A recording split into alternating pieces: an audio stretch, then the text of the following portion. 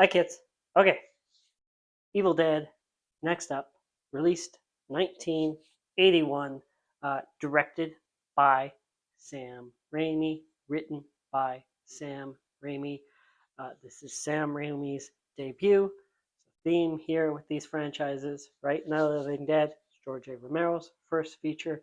Now, John Carpenter's first feature wasn't Halloween, but it was his first horror feature.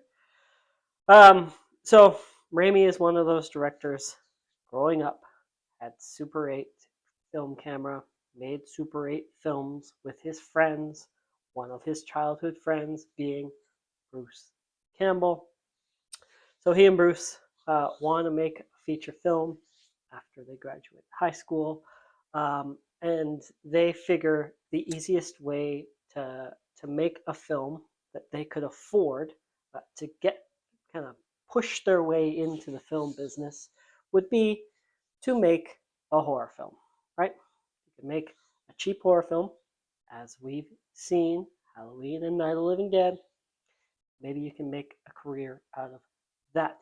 So they go to drive-ins, they study horror films, and they decide that they're going to make a short film as a proof of concept. That way they can make it, show themselves that they can make it, show the film to others to gather interest and investment.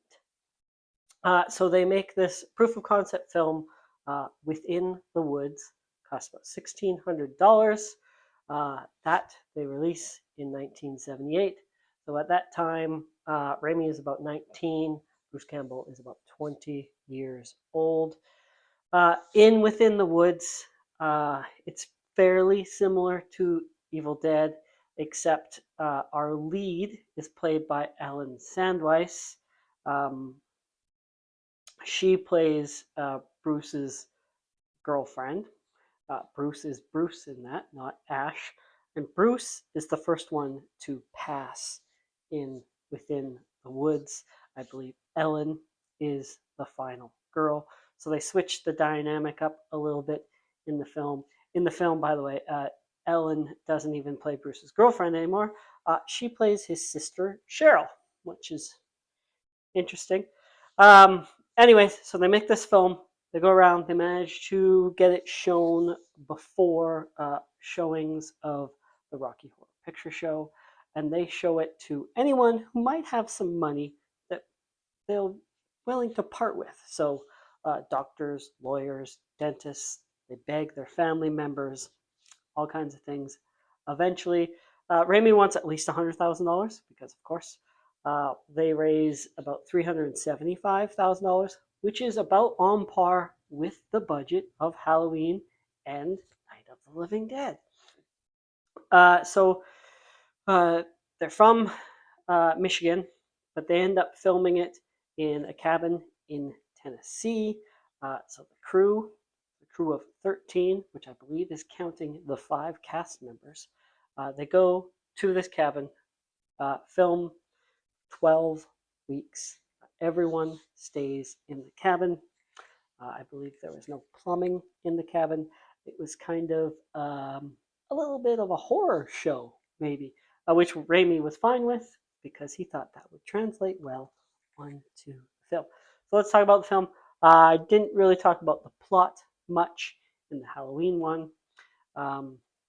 Plot doesn't always matter, but Evil Dead, especially when we go to Evil Dead 2, the plot matters because it's almost verbatim.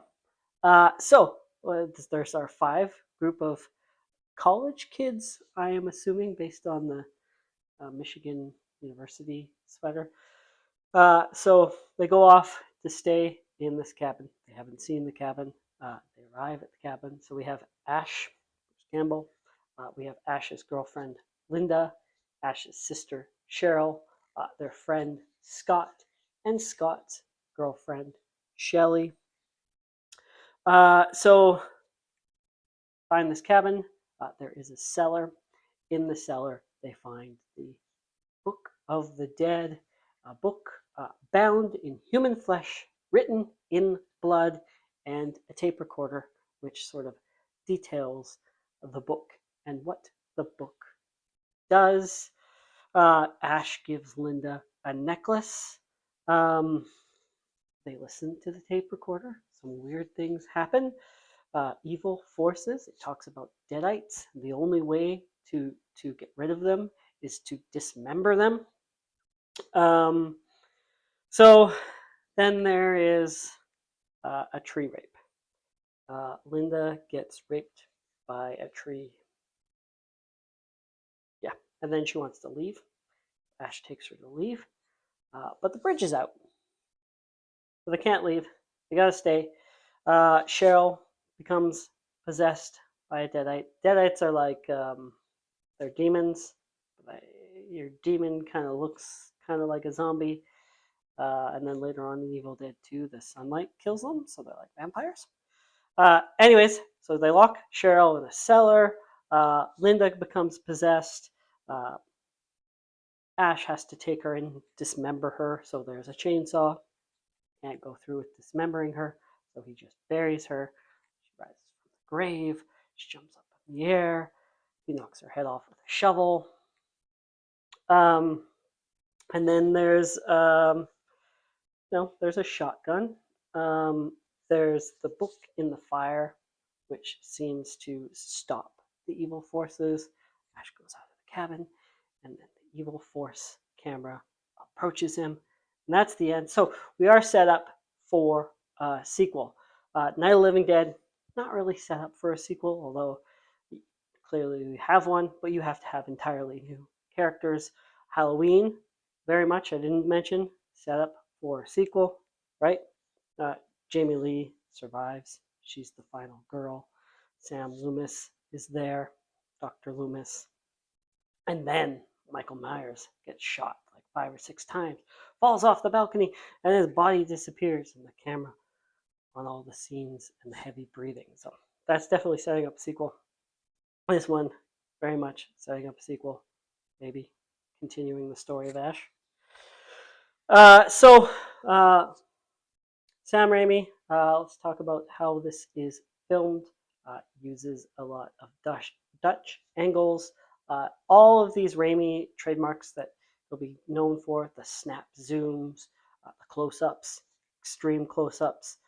There is lots and lots, excessive amount of blood, comical levels of blood, low budget special effects, because that's what they had to work with.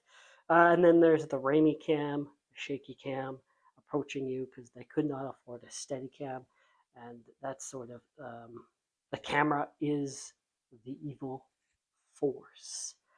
Yeah, The Evil Dead. Thank you for watching. We'll see how this franchise transpires and transforms. Like, subscribe.